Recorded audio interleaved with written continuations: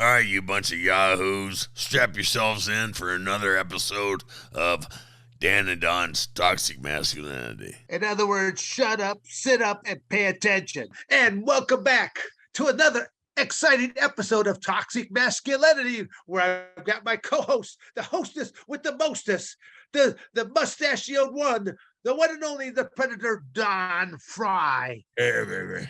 And then Don is down in the Sierra Vista / Tucson area right now, and Arizona, and I am still up here in Howell, Michigan. But our guest here is actually back in the state of New York, out on, I think, one of the islands there. I don't know how specific we'll get here right now with this, but we have a New Yorker here right now that's going to be on the line. But we have Seth Turner, who is actually the president of the International Professional Wrestling Hall of Fame. So we're going to be talking about a lot of professional wrestling stuff. We're going to be talking about this incredible museum that just opened up just a few weeks back, I think maybe a little over a month or so back, and we'll be talking about that and all kinds of stuff that's professional wrestling related and whatever else that's that we can come up and sling at people if we happen to offend, defend anyone and everyone that we so desire. So if you get offended easily, you might want to switch us off now, because we're just men that are going to be talking about manly kind of things, men that take care of things inside of the squared circle. Men.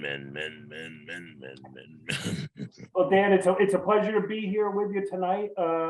You were talking about the International Pro Wrestling Hall of Fame, and to the Predator, it's a pleasure to be here with you tonight as well. And Dan will let you know that we opened our museum, the only real brick and mortar bona fide professional wrestling Hall of Fame in the arena in Albany, New York. And so we opened at the very end of August. Dan was there and received our Trailblazer Award actually this year. And it was nice. So the museum is open for the rest of 2022 by appointment only, or during special occasions. And Dan, yes, I am out on Long Island, but I'm heading to Albany, New York tonight, because tomorrow at the MVP Arena, AEW will be live, and we'll be there with the museum giving tours, showing people around. Now, will that be the first opportunity that a professional show is going to be at the arena and the museum is open as well? That is correct. Yes.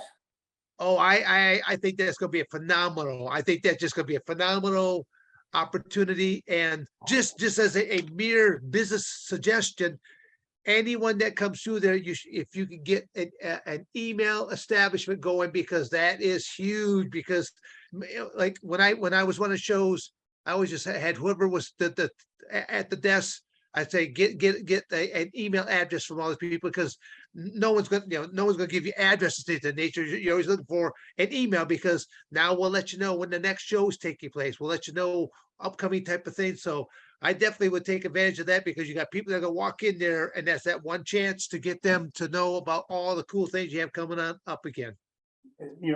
Great tip, Dan. That's why, hey, in this business, you got to shut up and listen and pay attention, particularly to those who might know more than you. So that's why I always appreciate hanging around with you. And well, again, that's what.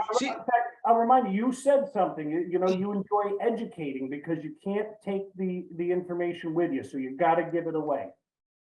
Yes, no, I definitely, that's why I say all kinds of stuff, but that was probably one of my better things I said.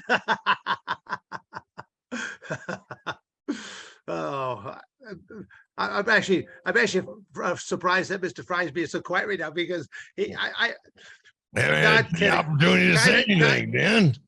You've been hitting it hard. Jesus Christ. Well, a woman. I made light of that caffeine here right now. Damn.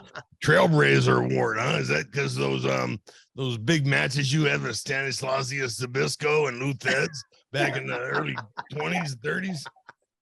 Lance See, Spencer. that's my Don Frye. He didn't let me down there. I kept thinking, well, as soon as you said Trailblazer board, I was waiting for him to go, what was you doing? Raccoon hat on or something like that out there Yeah. as a frontiersman or something like that. But that's all right.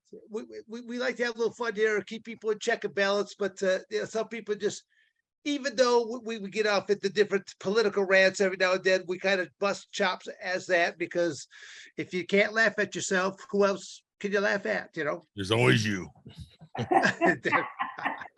There's always Biden, Joe Biden. That idiot. That idiot gives us a good laugh. All you gotta do is look at whatever the meme of the day, right? Yeah. The meme of the day.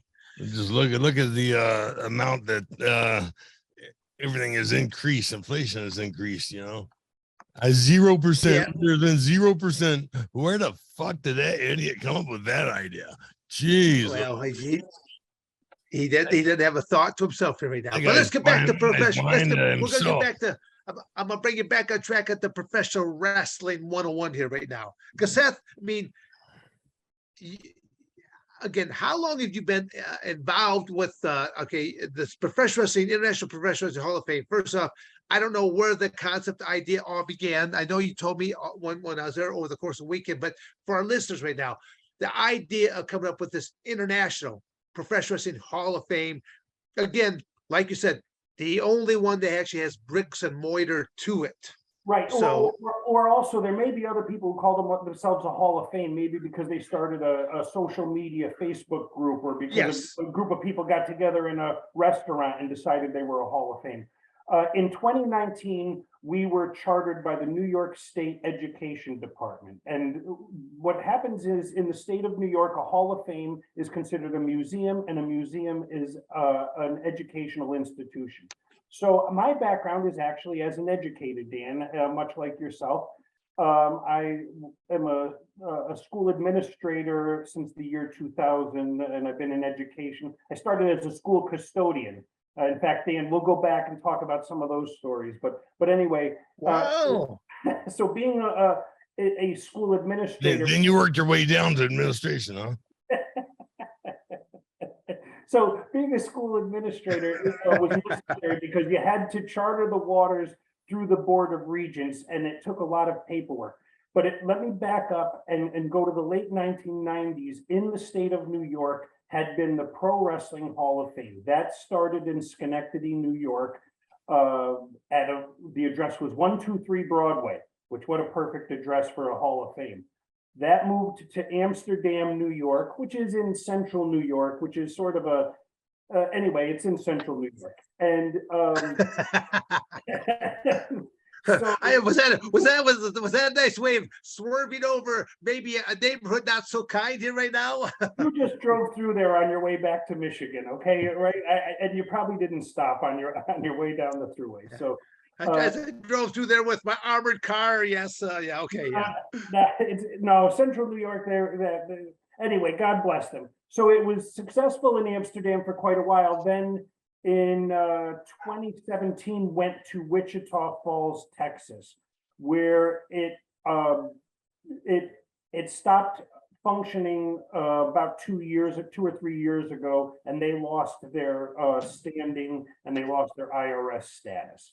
So our organization at the same time was getting chartered in the state of New York. And as per IRS laws, the assets of one non-for-profit can be transferred to a similar non-for-profit. And so we were positioned well by being that non-for-profit. At the same point, we had negotiated with the Albany County Legislature. We procured our space in the arena, which is unheard of. So all of this sort of came together, and between 2019 and 2022, you happened to be there when we cut the ribbon in August of 2022. So, okay, when you say bricks and mortar, I mean what a phenomenal facility. I can't even imagine with the athletic schedule that arena will be taking, just how many people will get the opportunity to see this, and that's where. I mean, shamelessly, you need to make sure that there's enough stuff outside those doors that's going to bring people on in and go, man, what's this? Because a lot of people a lot of people enjoy watching professional wrestling at different times in their life, and to know that they're at one athletic event, and a lot of times people get there earlier to where they're looking for time to kill, do something. What a greater opportunity. The New York State High School Athletic Association Wrestling Championships are held in that arena. So, you've been Oh, to wow.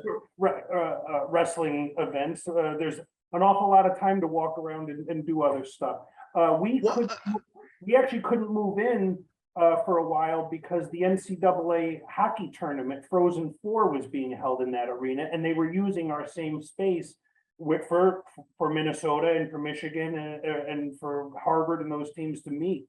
So yeah, and then when we first got the keys to the place, that was sort of mind blowing because when we showed up there, myself and Mike Lanuto, who yes, sir. the monster trucks were there, and we couldn't use our parking spaces because they had 3 monster trucks and they're welding tires on them and stuff.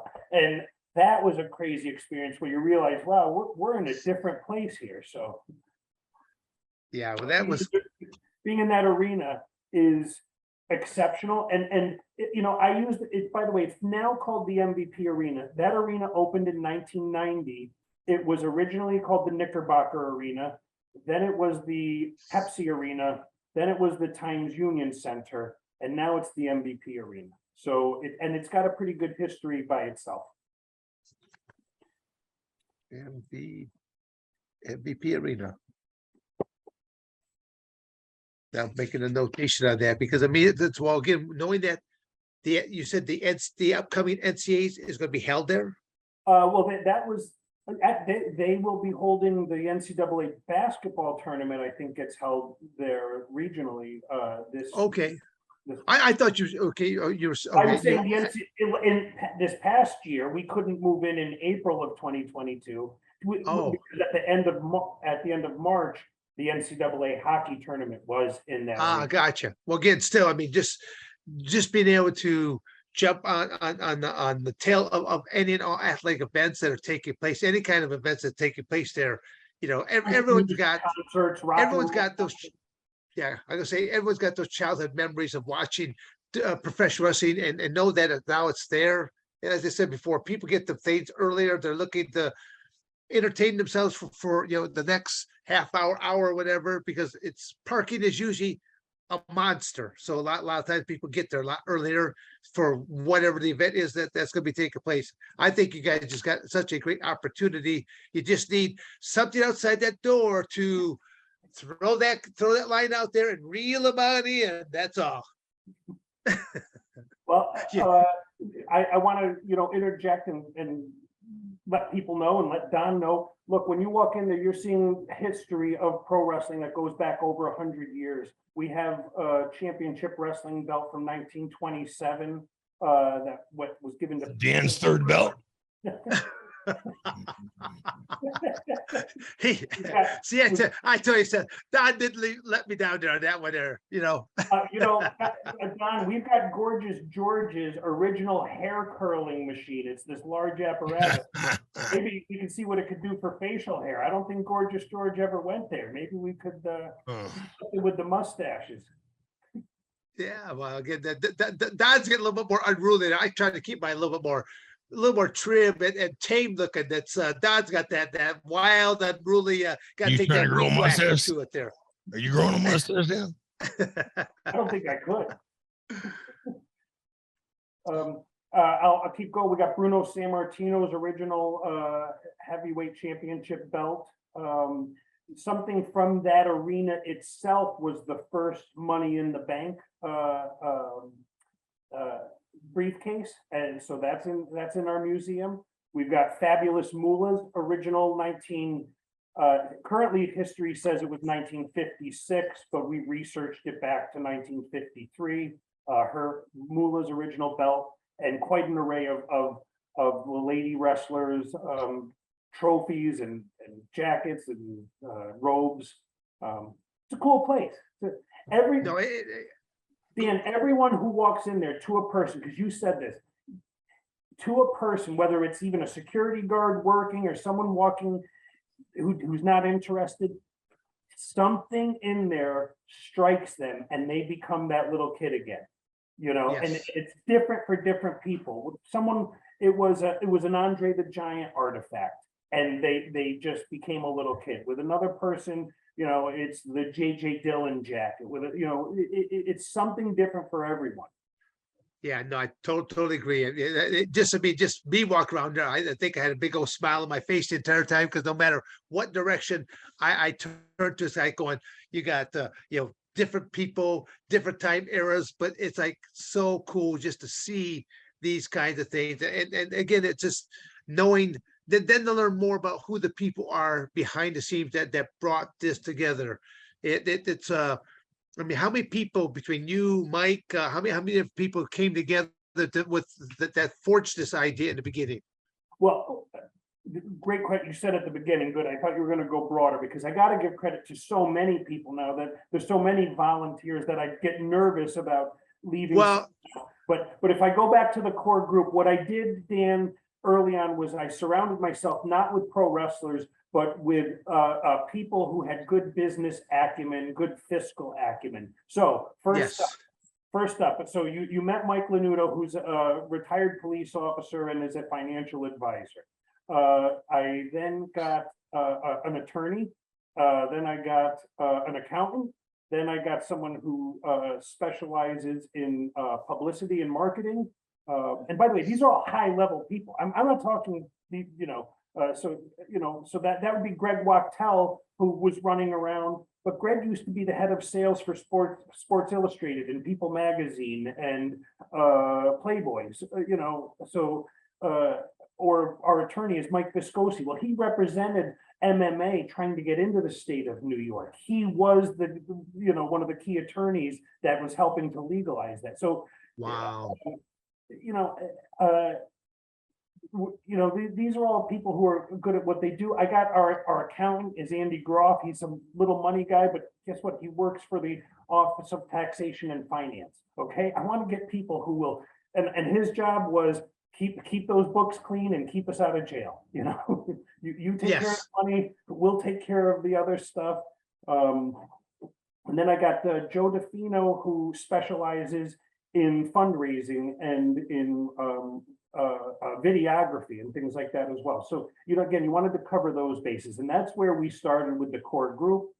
Then I got historians who stepped up, led by Bob Bryla, and they designed the ballot process. So we kept the selection for the Hall of Fame separate from the Board of Trustees. That way we could remain focused just on running the organization and let them worry about making these selections and defining those categories, et cetera. So. No, that's again, fantastic the way that I mean, literally, you're running it like a business instead of being a bunch of fans of it. But it's good that again, you kind of everyone still falls in that same category, because, like I said, you see certain artifacts that come in, or someone contacts you on the behalf of someone who's maybe gone now, but they want to have this artifact put into the museum. I think that's fantastic. I know I brought up Mike Chapman's name to you before, but I definitely would like to get you some contact information for him, only because he's a phenomenal historian himself. And I mean, he's got a few artifacts that I know that he would probably would like to probably put into his will when he's leaves this world, that he would probably want to have forwarded on to something as impressive as what you guys going. I know he would love to come there sometime to see it, and then you guys are just going to win him over just for the fact that it's business people that are doing this. People that love the sport of professional wrestling, but then also their business minds behind it, so that they know that it will last forever.